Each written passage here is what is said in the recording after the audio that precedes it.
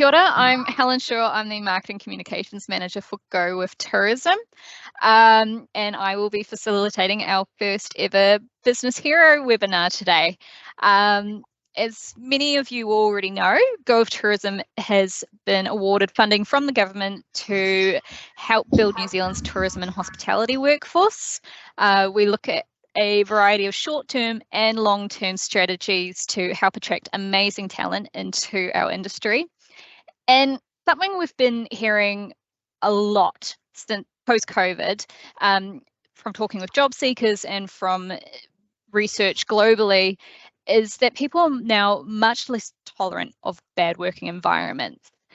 They're willing to leave roles, they're willing to wait longer for the right opportunity, and they're also talking to one another about what employers to avoid.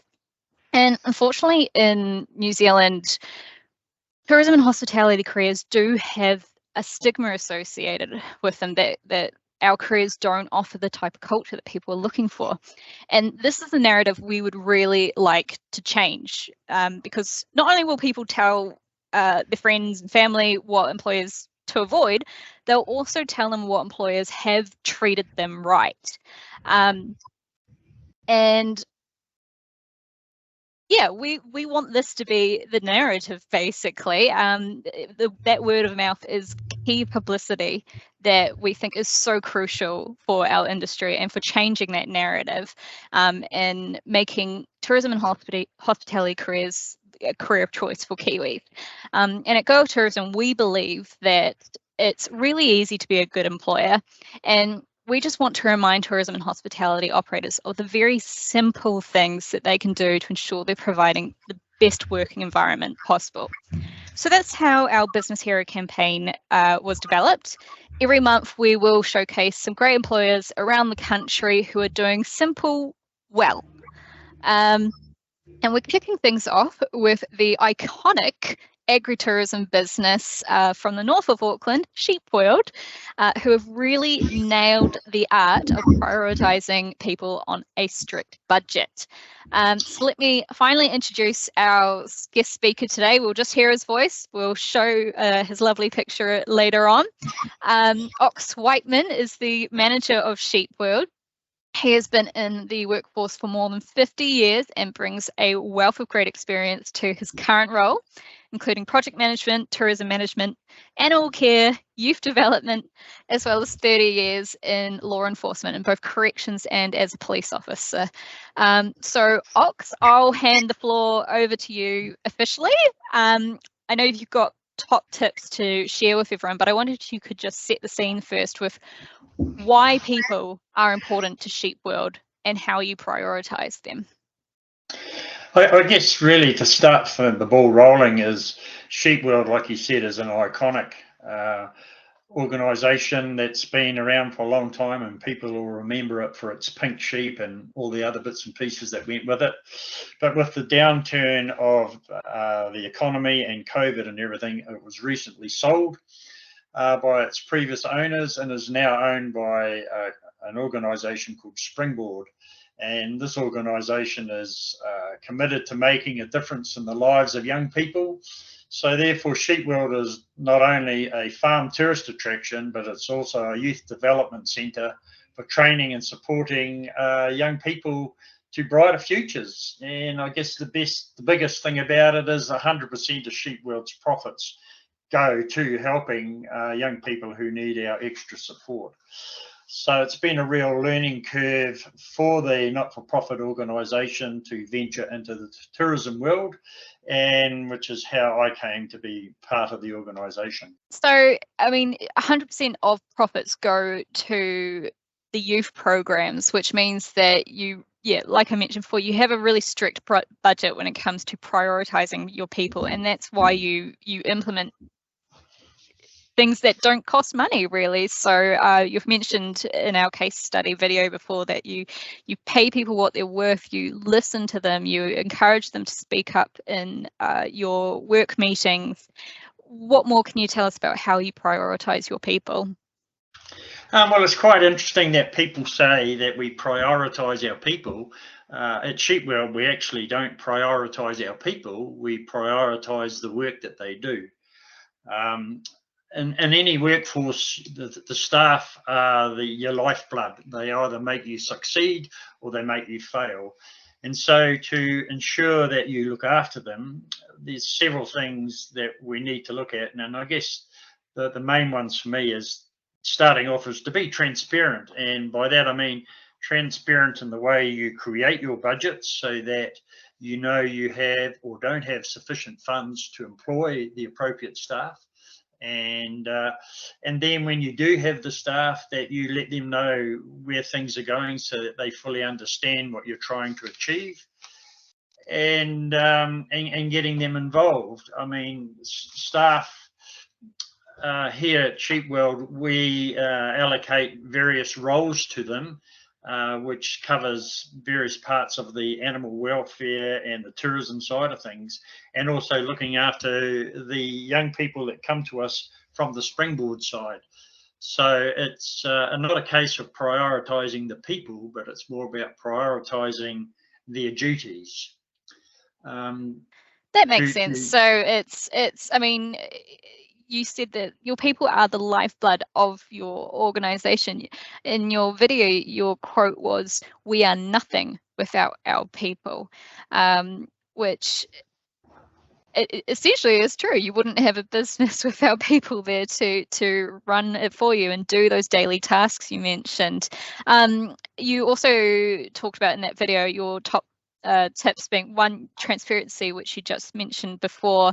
Another being you let them have ownership over what they do, and I presume that is where you're going there with how you prioritize the task. Therefore, you're letting them have that ownership over what they do. Yes, that's correct. I mean, each staff member has their own capabilities and their own preferences on what they do within the Sheepworld arrangement. I mean, we have such a vast array of animals that people don't all have the skills for each and every one. So we allocate the relevant people to the relevant tasks that are in hand. And then we work from there. We give them training. We have local vets that come in and give them monthly and fortnightly training so that they are dealing with problems that they actually know what they're talking about. And so the staff really become the valued part of Sheepworld. I mean, Sheepworld, there's no one person here who is Sheepworld. Sheepworld is part of all of their lives. And which is why we then spend some money actually on the staff, more so than what we do on the operation. No, that makes total sense. And because you are also working with these at-risk ewes and developing them, it's, I imagine, super critical that you just have this welcoming environment, treating everyone with respect, treating everyone kindly, knowing that they have opportunities to progress. Is it fair to say that in Sheepworld, it's putting people first is the priority? One of the big things that we encourage here is the manaakitanga, or the act of caring for people here, and it's quite a holistic sort of approach. It's both physical, spiritual, mental, and it involves not only the young people that whose lives we're trying to change around, but also our own staff. And our staff then get involved in that change as well, which gives them some heart to take home at the end of the day. No, totally that makes sense to me. So I guess to summarize, and I will take some snippets from what's come out of the case study, a previous interview we've done with Ox, just to sort of roughly put it all in a list, and I'll ask if you agree with me or not.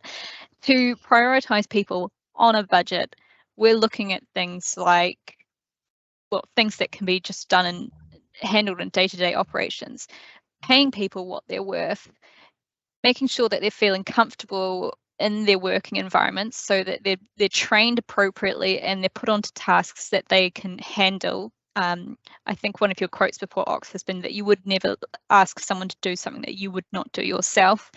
You have regular team meetings, you encourage them to talk up, you listen to them, and you offer career progression opportunities as well.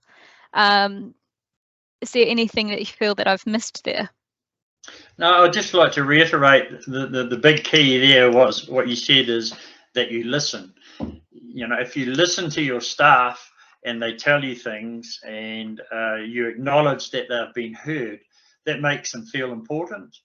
And then further down the line, you can build trust by actually acting on some of the things that they've told you or asked you to look at.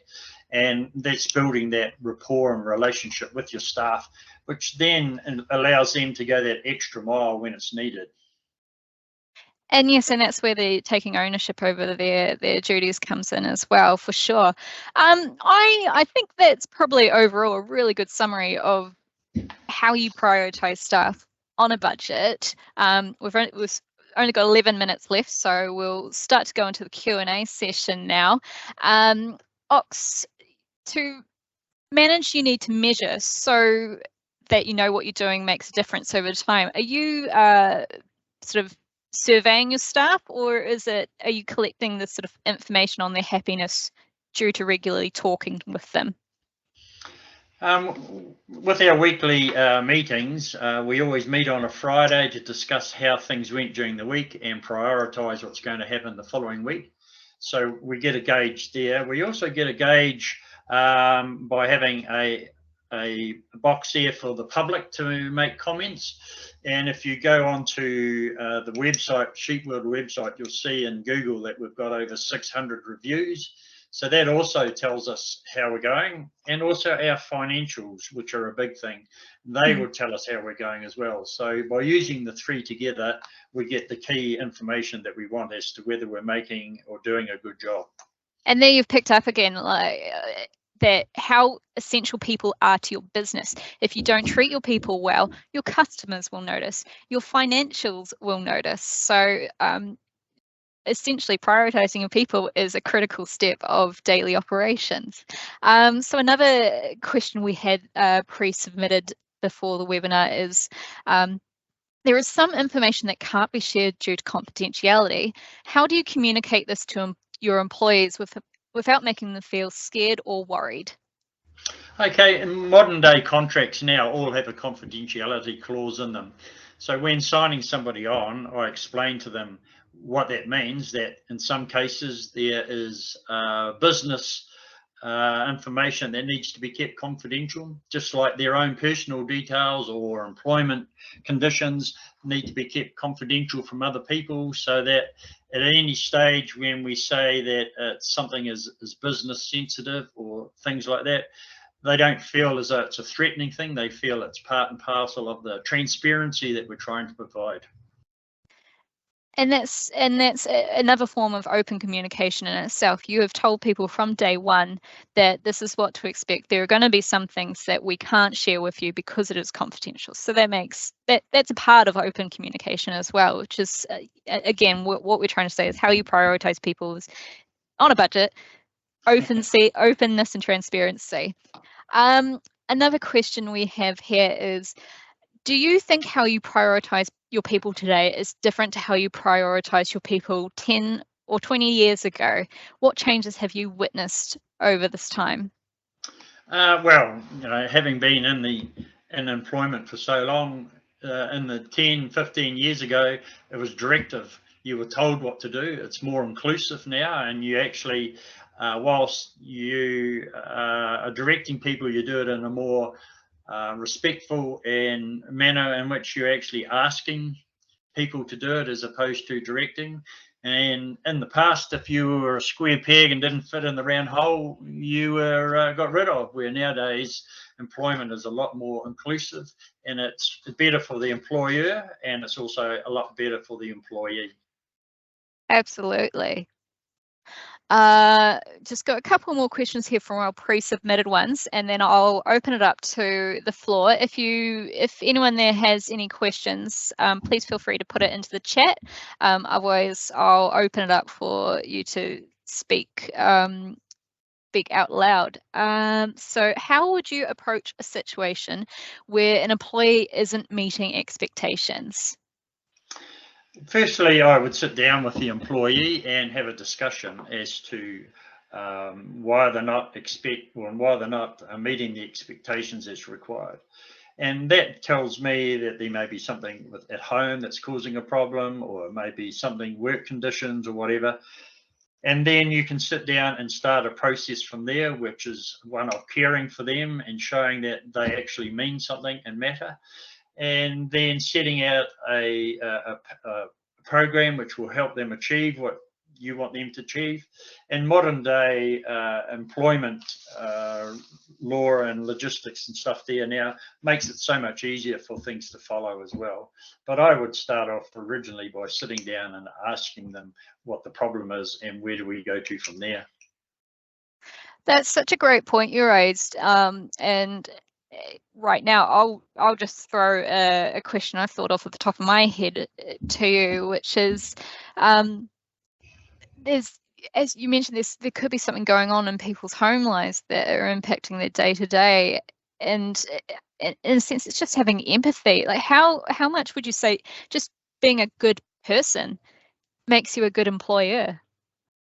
Exactly. I mean, my ethos is that nobody has to earn my respect. They gain it as of right, and it's how they treat me further along the line as to whether they get to keep it or not. And so, that's how we sort of work here as well. And a classic example is one of our staff members has been quite emotional in the last couple of days. So sitting down talking with that person, we found that a member of their family is involved in the floods over in the Hawke's Bay. And so it gave us the opportunity to sit with them and make some arrangements so that we've got communication going. And now she comes to work as bubbly as ever. Ox. Yes. How do you make sure your employees value the rewards that you give them? So I guess in this sense, it is treating them respectfully. It is the fact that you listen to them, that they get to have this transparency with you. I'm not sure that I'm wording this correctly. Do you feel that they value this relationship that you have with them? There's several ways in which I find, and one is financially, by rewarding them financially. You'll find staff that are happy in their workspace and things like that. It'll come 3 o'clock to knock off, but they'll stay till 3:30 to finish a task, or they'll stay do that little bit extra. And that tells me that they're happy, and they'll also talk to you about it. If you ask them if you're happy in there, or how can we help it, make it better, they'll take ownership of that question and come back to you.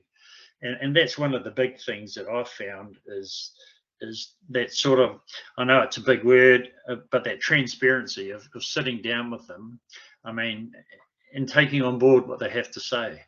Thank you very much, Ox, for being our business hero this month. It's been an absolute pleasure learning more about what Sheepworld does and learning how you prioritize people. I know you say that you're prioritizing their duties over the people themselves, but I think in this essence, you're certainly, the way you treat people in your business as a part of your business operation is just clearly a way that you prioritize people, and that's why they keep coming back day to day, and that's why Sheepworld continues on. So thank you very much for sharing your tips with us today. And thank you for taking us on board. And next time people are driving on State Highway 1 heading north of Warkworth, call in and see us. We'd love to see you all. Have a coffee in the cafe and come and see what we're all about.